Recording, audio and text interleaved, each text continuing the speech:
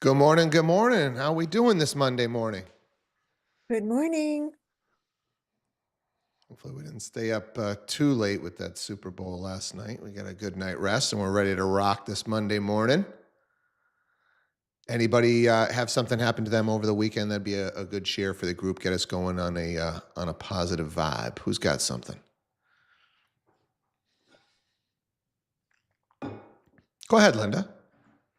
Okay, well, this is not about something that happened this weekend, but last week I took a training class with her name is Cassandra Marks, and her topic was doing excellent open homes.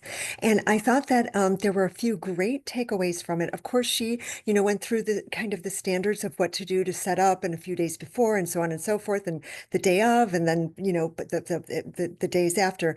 But what I really took away from it and why she seems to be so incredibly successful is she's able to drill down deep and establish rapport with people very, very quickly so that they connect with her in a meaningful way right off the bat.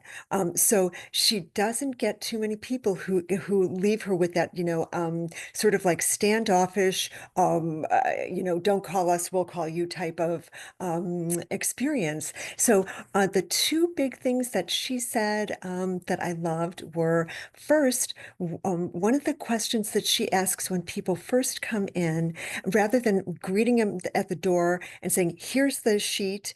The home has, this and this and this. Go look at it," and being very kind of stiff with that information. She says, "Welcome. So glad you made it in today. How did you hear about us? Okay, great." So they were able to let her know how they got in. But here's her question that I loved. She said, she always asks them, "What brings you to this area?" And it's a very unique question because it really opens up the way for information, for communication, and more than like just one sentence. Not so people are telling the story of where they came from, why they landed in this community. So so right off the bat, it becomes a very conversational proposition. Oh, wow. Oh, that's amazing. Oh, so you're here from here and you'd like to get closer to your grandchildren. Oh, I love that so much. Or, whatever it is, it's just a much richer opening. So anyway, then she does, after they get through all of that and she gets some information and they've gotten a little warm and fuzzy with this, then she tells them very basic information about the home. And she says that when she goes into an open home, she always finds one thing about the house that is unique that she wants to point out. So she'll say to them, "Oh, by the way, you have to check out the such and so, the amazing master bath." Or in one home she recently did, somebody had an oven, a second oven in the laundry room. "Oh my gosh, you're not going to believe this oven in the laundry room. Circle back and let me know what you think about it." So she always points out something where she asks them to circle back, "Let me know what you think about this." Right? So that when they come after they're done, and then she doesn't, march around with them. She lets them go tour. And then when they come back, she'll say, "So, what did you think about that master bathroom? Or what did you think about that such and so?" And so she really opens the way for lots of great conversation. And instead of just yes, no, it's nice, and just very stiff and rigid kind of proposition. So I liked what she had to say a lot. She's able to connect with people really, really well. And she's able to set all kinds of appointments for both buyers and sellers because of her great relational style. What a great way to get us started on this Monday morning. That was I had teed up something that if we can get to it today, we'll try. But kind of along these lines of it's Monroe's motivation sequence. It's kind of walking people through what's natural for us for our decision making process. And I think too many times we're jumping right into here's the features before we really understand anything about this person, which is just kind of what did you say her name was Cassandra? Did I get? Yes, Cassandra Marks. Maybe And you she could, also she Linda, also maybe you could has just put something in the chat for us. I don't know if you've got a website or her name or her social um, handle, that would be great if you know it. She also has 3 videos that you can go watch, and one of them is conversations to have with the clients at the open home, so which is awesome.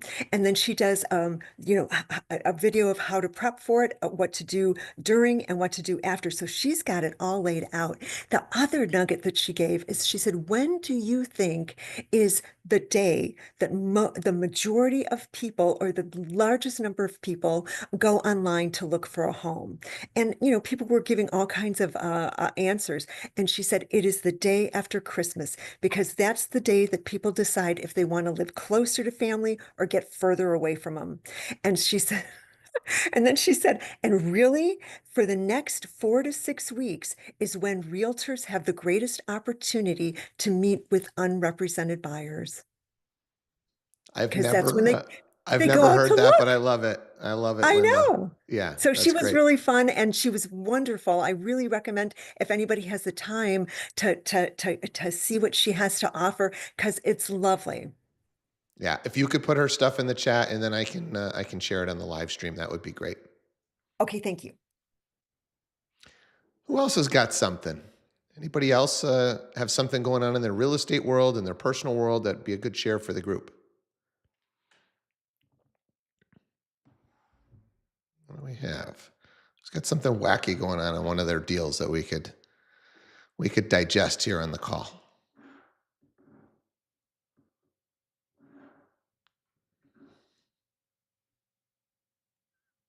Why don't we transition into this Monroe's motivation? I think it's an interesting share, especially the way Linda opened it up for us. So I was listening to a conversation that Tom Ferry was having with an author that kind of does some studies around these communications and why do people. I think they did a study of like 5,000 salespeople, kind of interviewing them, all different generations. And they started this study, I think, pre-COVID, during COVID, post-COVID, and kind of what are the communication fails, what are the wins, and what is the overall strategy that's going to help us, whether we're doing the buyer's presentation or doing the listing presentation. Because, like we talk about on this call, moving forward here, this is the world that we're going to live in. More professional, more tactical, need more strategy. We can't be going in and just winging these conversations. So let's transition over into this video and then we can talk about it a little bit.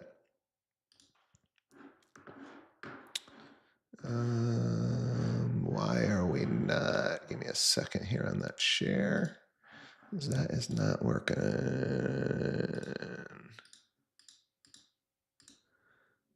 You guys are just seeing a blank screen right now, right? Yep. Why am I not getting my... There we go. That's weird. All right, let's tee this up for you guys. Can I go full screen? What'll happen there? That'll be a little bit better. Let's give this a play. Like there's this through line you carry through. That's a very powerful one. But I bet 99% of the room watching right now, maybe in a small meeting or running on the treadmill, Monroe's what? Yeah, that's a bigger topic for a different day, but it's a sequence. No, you can't.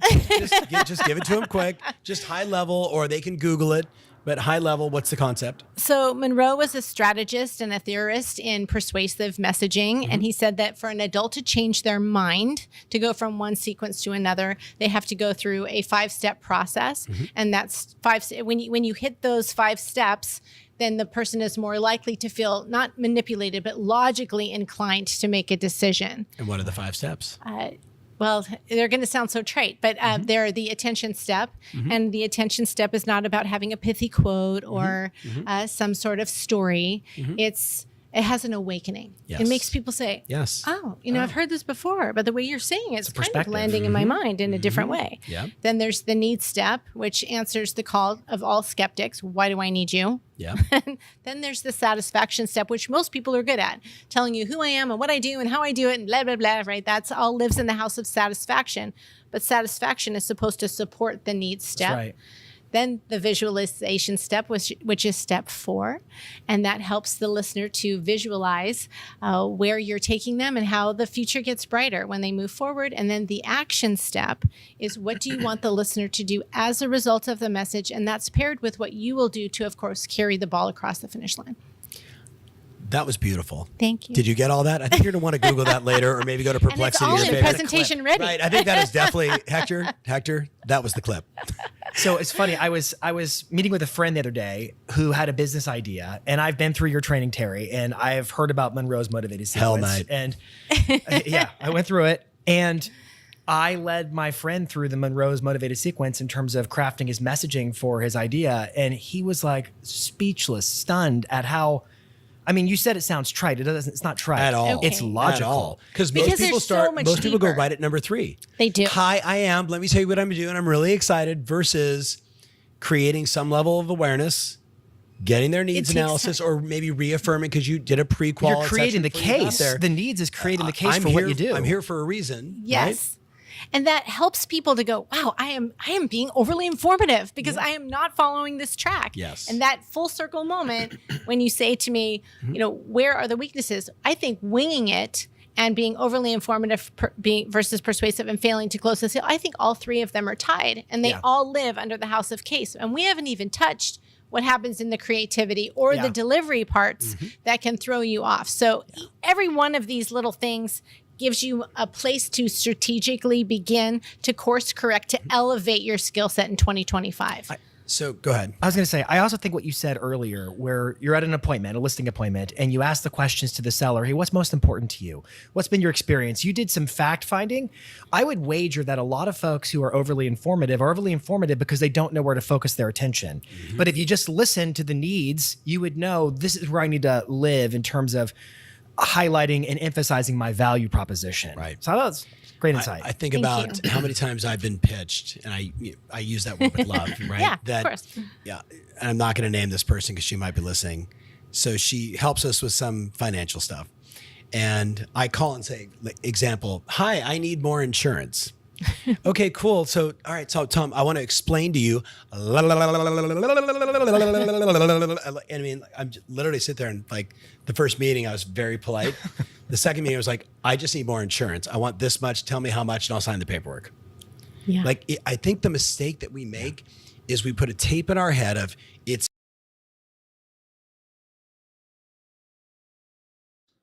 So there's a lot to unpack here, obviously, about these conversations and how we're going into them. But the thing that I took away the most is just kind of going in for the presentation without doing that needs analysis up front, really trying to understand. And I think the opening line, Linda, that you had about, hey, what brings you to the area? That's just kind of like, let's just get a little back and forth going here of who am I dealing with, right? Before we're just going in for the kill. So what did you guys take away there? What did you hear? And obviously this is a long conversation. She's got a book out on this topic, which, I think this stuff is really, really important. We've got to get our conversations down. We've got to go in there with an idea that we're trying to close, right? If you saw the fifth thing on Monroe's motivated sequence here is you got to have a call to action. Right. I think I was listening to this interview, and the biggest mistake she saw was they looked back through these sales presentations is, so what do you think? Or do you have any questions? Versus, do you want to move forward? Are you ready to move forward? Right? There's a big difference there. And these little changes in both tonality and actually the words that you're using can make a big difference between whether you're going to get that sale or you're not going to get that sale. What do we think? Who's got some comments? What did you hear?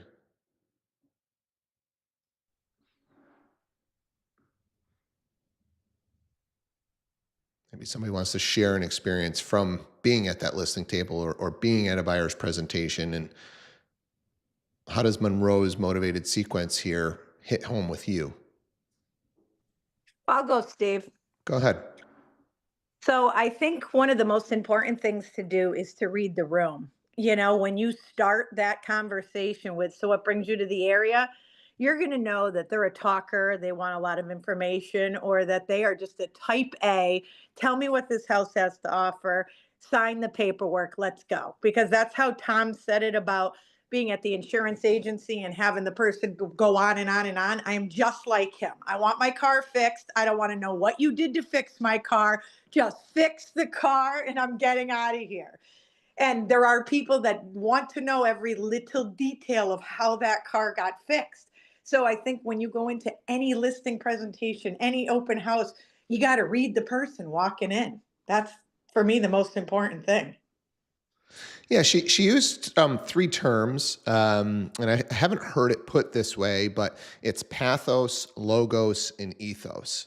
I think it's some famous philosopher or something that utilized those three terms for who the three people that you could be dealing with. And obviously, I think logos is for those that are super logical. I think pathos is the empathetic, who just, you got to get them with the heart. And ethos is maybe a combination of the two, or if anybody really understands these three, maybe they could tell us what the difference is between the three. But definitely reading the room and knowing who you're talking to, and you got to pick up this really, really quick, especially in the society that we're moving into, where things are just moving faster and faster. So in the elite retreat that Tom just did, in January in Florida that I went to, he went over this whole Monroe's motivated sequence. And just what you just said, he has logos as show me, ROI, and that's the brain. He has pathos as connect with me, that's my heart. And then he has ethos as, credibility, ethical, like that kind. Okay. Yeah. So like, show me show me your credentials so that I can, then believe in you a little bit more. Right. Yep. And so, and if you've got one of those people and your credentials aren't that great, right, you've got to have a backup plan. Can you talk about your brokerage? Can you talk about your team, right, as far as the credibility goes? So that's, if you're newer and you don't have, a ton of sales, you've got to utilize some of those things to help you get over that hump if you're dealing with an ethos style person. So great share. Anybody else want to just kind of add to this conversation? Do you have anything else about having these conversations, being at the listing table? What's working for you? So I'm just seeing here. I'll throw it up on the screen. Can I get that shared? Why is that not sharing for me? There it goes. Thank you, Meg. So I think the other thing that's interesting, right? When you're at the kitchen table, you could be dealing with two of these different people, right? You could have a pathos and you could have a logos, right? So now what do we do? Right? And this came up in this conversation. I just played the short clip, but that was like a 40-minute interview that Tom and Jason did with that author. And we've got to hit both of them, right? You've got to slip in a little bit of something to keep each person engaged, right? And you've got to be able to do back and forth. And this is what the master salespeople do. Is they understand, hey, this person's logical. I'm going to have to give some stats. I'm going to have to give some visuals, right? And this person's more from the heart. I'm going to have to tell a couple of stories, and painting that picture, the visualization of where I'm going to take them, why it's going to be better when you work with me, how I'm going to make your future easier, that visualization. It's really, really important. So, and I can tell you, I've been on, hundreds of listing appointments, and far from a master at this. Lost, probably most of my listings that I didn't get because I didn't have this nailed. Adam. So just one thing to add here.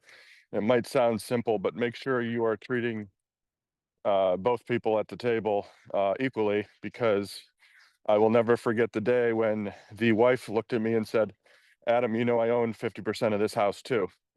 So that was early on in my career. I must have been focusing on the male for whatever reason. So now it might seem obvious, but just make sure when you're reading the room, you're also talking to everyone in the room, in this case, the husband and wife that own the house. Yeah, that'll put you in your place really quick. That's A great share, and I appreciate you being vulnerable, because the reality is you're lucky that that person stepped up and said that, right? As embarrassing as maybe that is in the moment, if they don't say that, if you don't get that feedback loop, right, you could be making that mistake on however many more listing presentations that you go on and not getting them and not even understanding why. So it's super critical that we see that, we hear that feedback, and that we're able to then make an adjustment off of it. So that's a great share. Anybody else have something that just happened at a listing appointment? Hey, you know what? This happened. I learned this lesson, and would like to share it with the group, because that was a good one, Adam.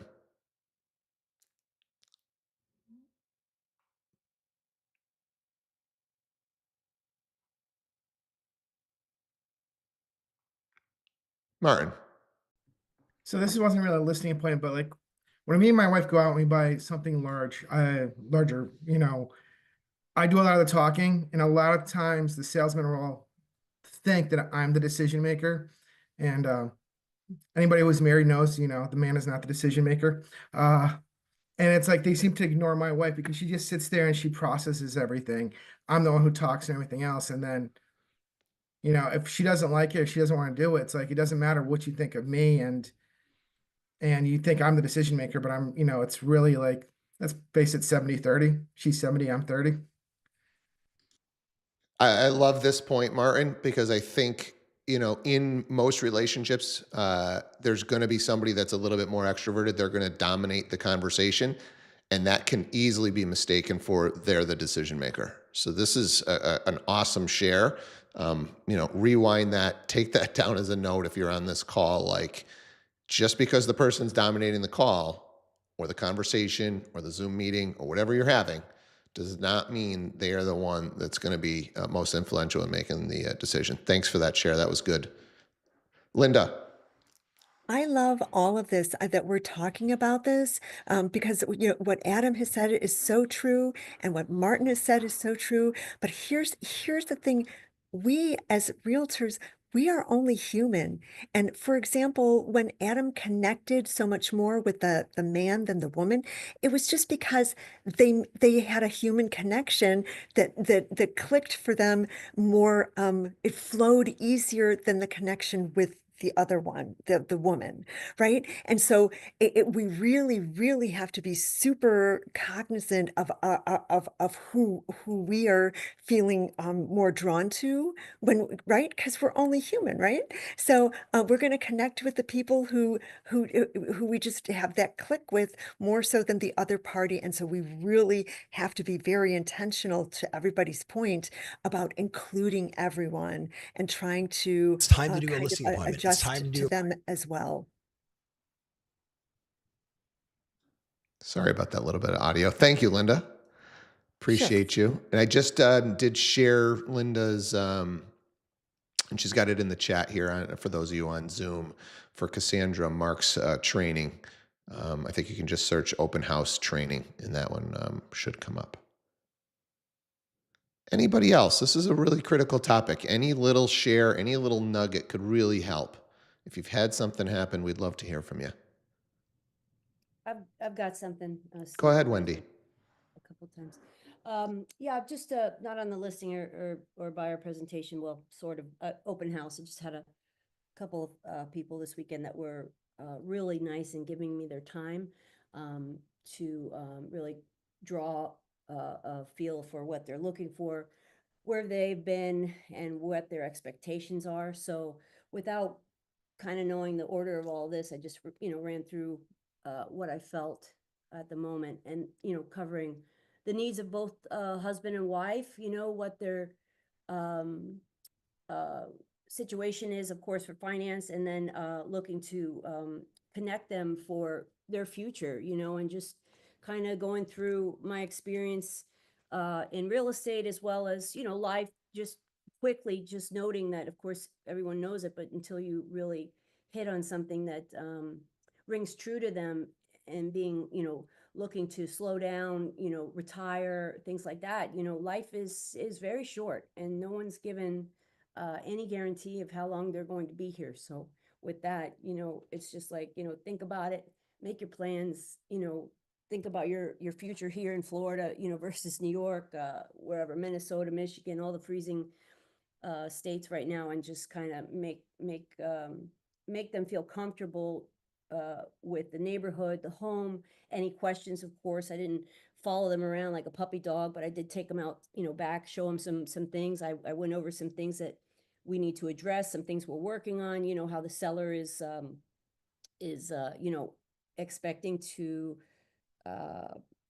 you know, work on the price some more. I was given, you know, that information to go by. So anyway, it was just a nice meeting, and the people were really sweet. They stayed for a good bit of time. They weren't represented, so sent out some emails and some texts, and they were very appreciative of my time and the information I could provide to them. So I was really just focused on both of their needs, husband and wife, and you know, touching on some heartstrings, and then making sure I could wrap it up with a follow-up and, you know, offer my services. So Yeah, I think that it's super critical. That's where we're doing that needs analysis, and then we're trying to paint that future of where, you know, where you're going to help get them.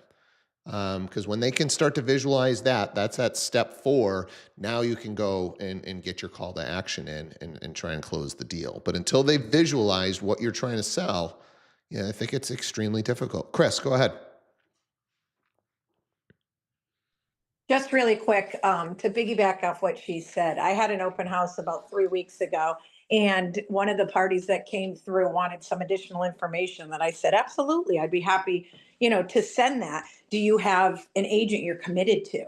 And she's like, I do, it's so and so. I'm like, no problem. I'm going to send that information to so and so. And then they went along their way.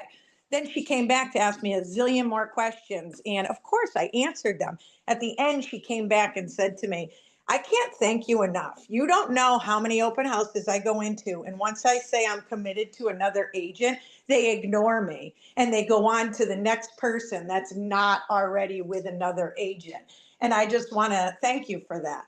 3 days later, her sister called me to buy a house because she was so impressed with how the interaction went at the open house. So never, you know, just pass by anybody. Yeah, what a great share, and you know, I think that is like a natural thing to do, especially if it's a busy open house, right? You're trying to do your meet and greet, you're trying to learn about these people a little bit, and you know you've got limited time and limited amount of conversations to have with each person, and once they've got an agent, it's tough, you know. So this is a great share that just people are human, and so maybe she feels, hey, you know what? I've committed so much time to my previous agent, and to be honest, they're doing a pretty darn good job. Right? They're doing okay. I'm happy enough, but it's not somebody that I'd be recommending future clients to. Right? And so, boom, 2 days later, future client. Hey, you know what?